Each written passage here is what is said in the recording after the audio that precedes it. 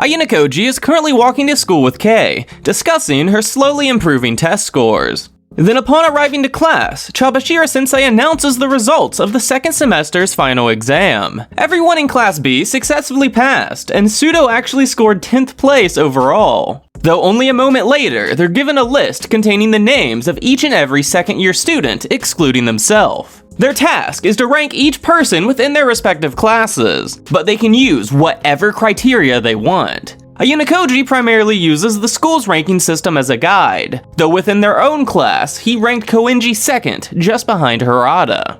The class completes the assignment within the hour, prompting Chabashira to move on to announcing the destination for the school trip. This was determined via the unanimous vote special exam, where 3 of the 4 classes voted for Hokkaido. Chabashira declares they will not have a special exam during this trip, just before revealing the 5-day schedule. Day 3 will contain a minor assignment, but it's more or less just sightseeing. Now the ranking list they made just before will help determine the groups, each of which will include all 4 classes. Ike is very much against this idea, all the while Harada welcomes this opportunity to make new friends. With the exception of the hotel, they must stick with and cooperate with their group at all times, as the entire class turns to glare at Koenji.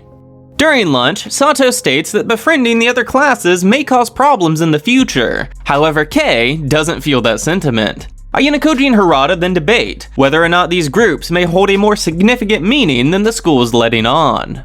After class is over, Ayana Koji heads to an agreed-upon meeting location, where he's greeted by Amasawa. Nanase is an unexpected arrival, but Ayana Koji proceeds to bring up the fact that Amasawa has been absent from school. He's then teased about stalking her, prompting Nanase to reveal that she told Ayana Koji. Amasawa jokes about swinging both ways, before asking why Ayana Koji didn't have her removed from this school. He simply says there's no need, cause it seems like she's been enjoying herself just like him. He does wonder if she wants revenge for Yagami's expulsion, but Amasawa claims to not want to get in Senpai's way anymore. Amasawa then departs, prompting Nanase to warn Ayana Koji not to lower his guard. Ayana Koji finds that statement odd, so he brings up the second-year school trip, asking if she would like a souvenir. She chooses chocolate, followed by Ayana Koji wondering why she's not concerned for his safety, since he'll be outside the school. Nanase claims it just slipped her mind, followed by Ayana Koji revealing that he doesn't believe Tsukishiro actually wanted him expelled. She states that Ayana Koji was just stronger, followed by him theorizing that Nanase knows exactly what the White Room is planning. She reiterates that she simply overlooked the school trip, but Ayana Koji counters, asking why she didn't try protecting him during the culture festival. He believes Nanase was sent here by the White Room to be his ally, though it's impossible for him to prove it. Though it doesn't really matter, because either way, Ayana Koji ends up with an ally. Later that same evening, Pseudo asks for a moment of Ayana Koji's time, so Kei agrees to give them a few minutes. Apparently, Onodera keeps asking Pseudo to hang out, and when he's around her, he begins to feel funny. Ayana Koji wonders what would happen if Onodera confesses, causing Pseudo to exclaim that he definitely likes Horikita more. Ayana Koji assumes Pseudo is here to get advice, but we learn he's already planning to confess to Horikita. He's come here today wanting Ayana Koji to witness his confession, as a means to prevent him from chickening out. Ayana Koji fully believes this isn't a great idea, but he agrees to go along with it due to Pseudo's overwhelming determination. Now back inside, Kei immediately asks what Pseudo wanted, but Ayana Koji can immediately tell she was eavesdropping. She then complains about the assigned groupings for this trip, but Ayana Koji points out it will be a good opportunity to gain intel on the other classes. Our couple then makes a wager surrounding Pseudo's confession. If Horikita rejects Pseudo, then Ayana Koji must buy Kei an expensive gift. But if Horikita reciprocates Pseudo's feelings, then Kei must do any one thing that Ayana Koji desires. It's on the first day of the trip that the groupings are finally revealed, though it's not until stepping off the plane that the rule kicks in. For the bus ride, Kushida suggests separating by gender, immediately followed by Kito and Ryun refusing to sit together. 30 minutes of silent travel is then interrupted, with Ryun asking how Ayana Koji is connected to Yagami. He doesn't receive a satisfactory answer, so he threatens to go visit Amasawa, though Ayana Koji just dodges this whole conversation. The only stop for the day is the ski resort, where Ayana Koji joins the first-time skiing group. He falls a few times throughout the lesson, successfully earning a few laughs from his peers. Ayunakoji then heads straight for the expert course, though Ryun tries redirecting him to the beginner's hill. Kushida warns him that the expert course was even difficult for her, just as they watch Yamamura hop on the ski lift. Assuming she's lost, they decide to follow, and Kushida reveals that she's never been able to tell what Ayunakoji is thinking. Because of this, she straight up asks if he's planning to expel her, prompting Ayunakoji to tease her by silently and awkwardly looking away. Eventually he concedes, openly admitting that he no longer has a reason to get rid of her. Kushida threatens to switch classes, but Ayunakoji just agrees that's a good strategy. She mentions that Yagami somehow knew her past, prompting Ayunakoji to lie, saying he grew up next to Yagami in Amasawa. Kushida wants to know if Ayunakoji expelled Yagami, and surprisingly he admits to this, saying that if left alone, Yagami would have hurt Kushida.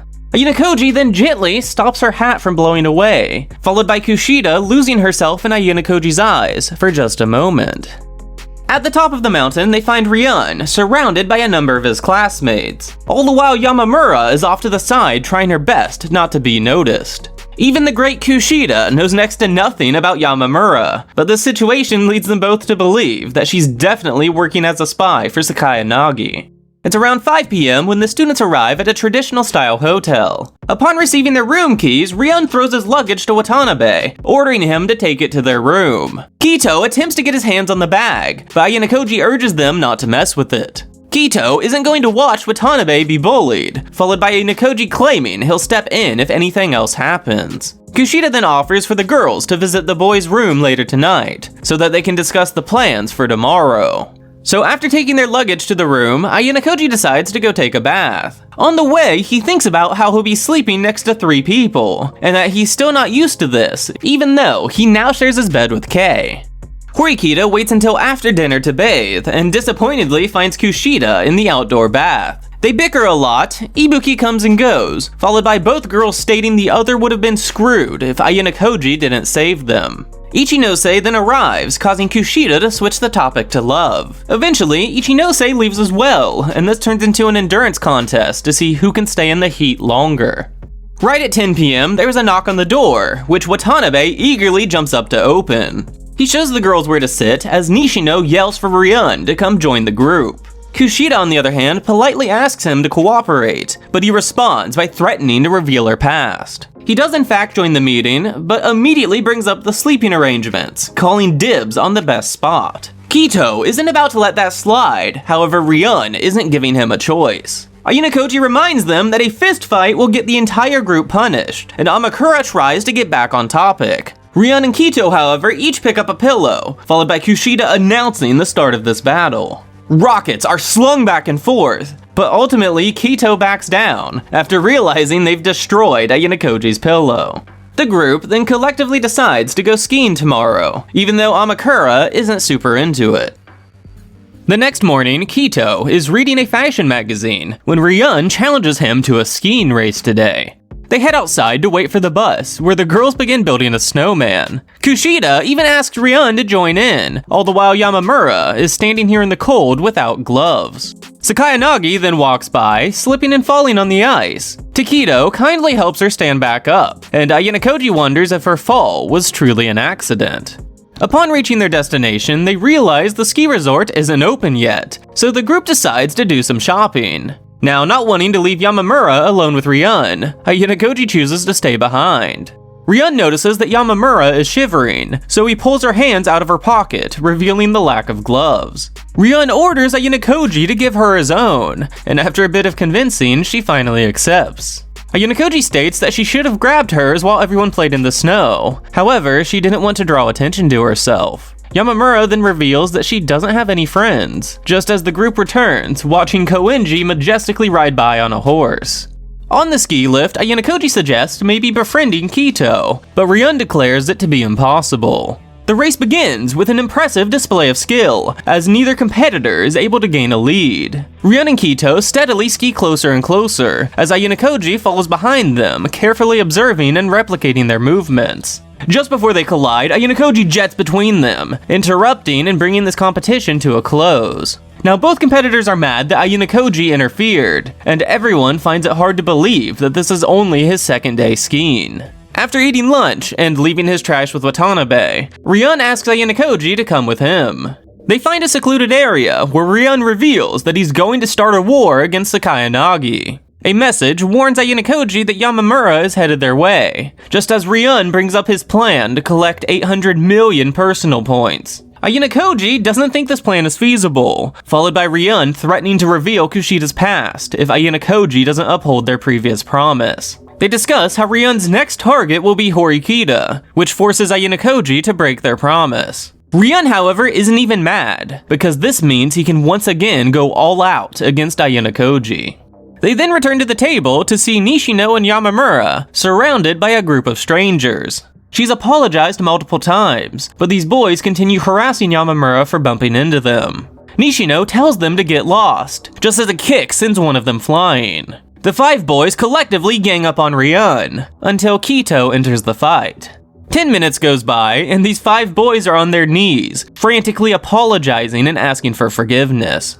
The rest of the day is spent skiing, and they eventually return to the hotel where you find Ayanokoji, Sudo, and Hashimoto taking a bath. For some reason, Hashimoto looks downright exhausted, and they discover this is due to Koenji running his group wild. Ayanokoji does lend him a single piece of advice, but warns him it's not without consequences. Now Sudo decides the time has come, and meets Horikita at the souvenir shop before moving into a secluded hallway. Ayanokoji keeps his distance as Sudo asks if he's really changed. Horikita reassures him that he's grown for the better, but that still doesn't erase his past mistakes. Sudo, then with an outstretched hand, reveals his love, asking for Horikita to become his girlfriend. She's completely caught off guard and thinks hard on her answer, before eventually saying she doesn't like him that way. A heartbroken Sudo asks if there's a reason, prompting Horikita to reveal that she's yet to have those sort of feelings for anyone. He's happy to have gotten an explanation, and Horikita genuinely thanks him for liking her so much. Ayanokoji then checks his phone to see numerous notifications from Kei. A very upset girlfriend answers the phone, jokingly accusing him of cheating on her. He, however, brushes this off and agrees to head her way now. Though before that, he approaches the sad-looking Sudo, who's still standing in that hallway. Sudo states that he's not upset with Horikita, followed by Ayanokoji bringing up Onodera. Sudo plans to let whatever happens happen, but he does declare that his next goal is to academically surpass Harada. Now on his way to Kei, Ayanokoji bumps into an obviously irritated Horikita. She suspects that Ayanokoji listened in on Sudo's confession, which he now has no reason to deny. Horikita exclaims this was inconsiderate of her feelings, and they agree to have a thorough discussion tomorrow. Early the next morning, the students step off the bus to find Sapporo Station. Their assignment for today is to visit a minimum of 6 tourist locations. Each spot is worth a set amount of points, and if they collect more than 20, they'll be rewarded with 30,000 private points each. Then on the off chance that a group fails, they will be forced to forfeit tomorrow's free day in favor of a study session. So the majority of our group wants to relax and do the bare minimum, but Ryun refuses to pass up the 30,000 points. Kito tries arguing with them, but it's clear Ryun would rather fail this assignment than concede to the group. Kushida pulls Ayanokoji to the side, asking if he has any way to fix the stalemate, causing him to mention that they could try bribing Ryun, but that would be a minimum 12,000 points per person in order to pay him and Nishino. Ayanokoji then verifies everyone's opinion for this assignment, before revealing the last resort strategy. He's recommending they completely give up on this assignment and treat today as if it were a free day. This would result in them having to study tomorrow, but that's better than wasting both days. It's after everyone agrees to this that Ryun finally gives in, allowing them to successfully complete today's assignment.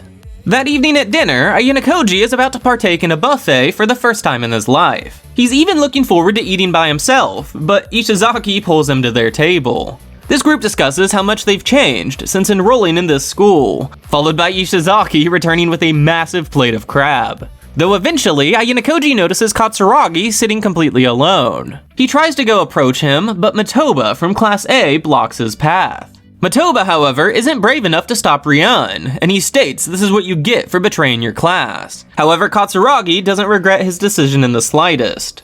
Now upon leaving, they're approached by Kushida, who is wanting to speak with Ryun. Ayanokoji tails behind them as Kushida asks what Ryun is planning to do with her. He states nothing at the moment and wonders what happened during the unanimous vote special exam. Kushida refuses to reveal anything, so he threatens to leak her past. But Ayanokoji cuts in, asking him not to do that. With this, Ryun assumes that Kushida is working with her class now, and Ayanokoji threatens to interfere with Ryun's plans if he tries to do anything. Ryun agrees to back off, and Kushida demands to know why he came to save her. Ayanokoji states that Kushida is an important member of the class, and that he feels like they could become better friends now that he knows her true self. Upon hearing this, Kushida freezes, then slams her hands against the wall. She claims to be perfectly fine, before proceeding to stumble away.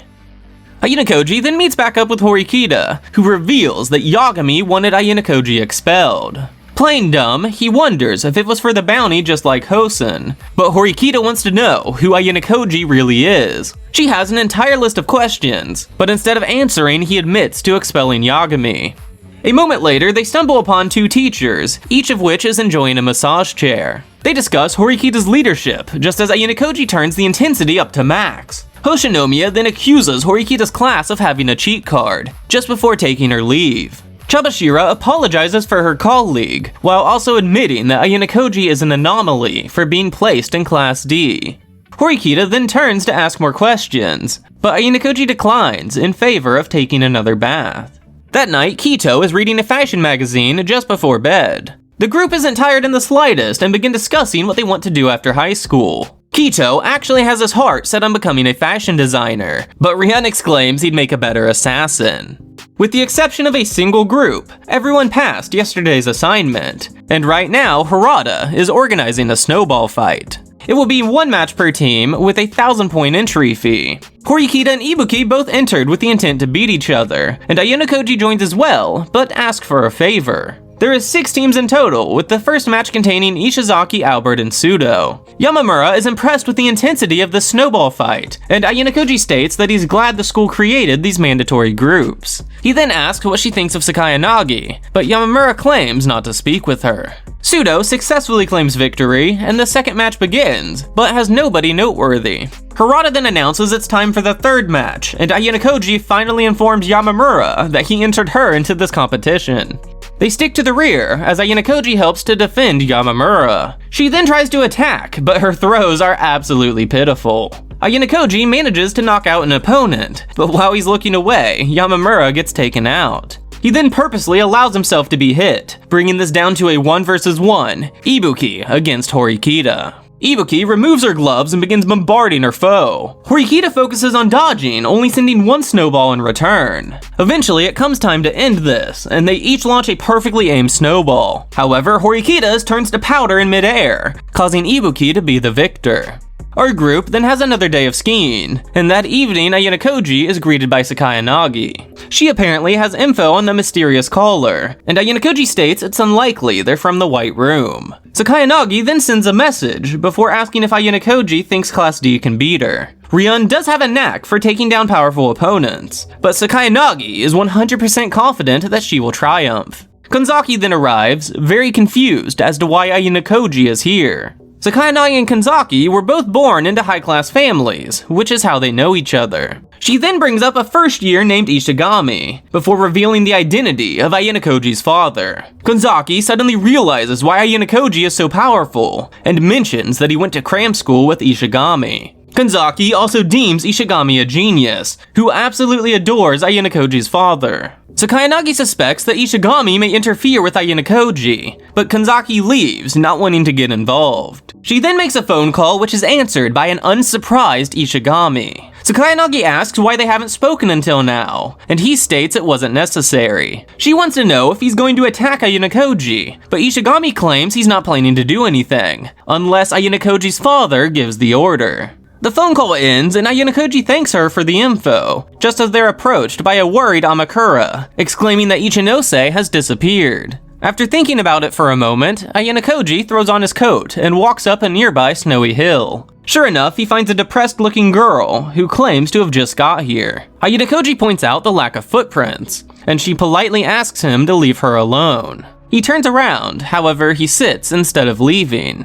After a few moments goes by, Ichinose asks about the White Room, but of course he plays dumb. She wants to know why the teachers tried to expel Ayanokoji, but he simply says it's already taken care of. She then begins crying due to the fact that she's so much weaker than the other leaders. So Ayanokoji reminds her that you can only be yourself. Ichinose, however, thinks it'd be better for her to change, if it allowed her to grasp victory. Now, Ayanokoji isn't ready to let Ichinose crumble, so he pulls her into a hug, asking what it is she wants. Ichinose exclaims what she wants is out of reach, followed by Ayanokoji wiping away her tears, while also promising to help her move forward. It's gonna be a while before the next volume, so be sure to subscribe and check out some of the other series I've been working on.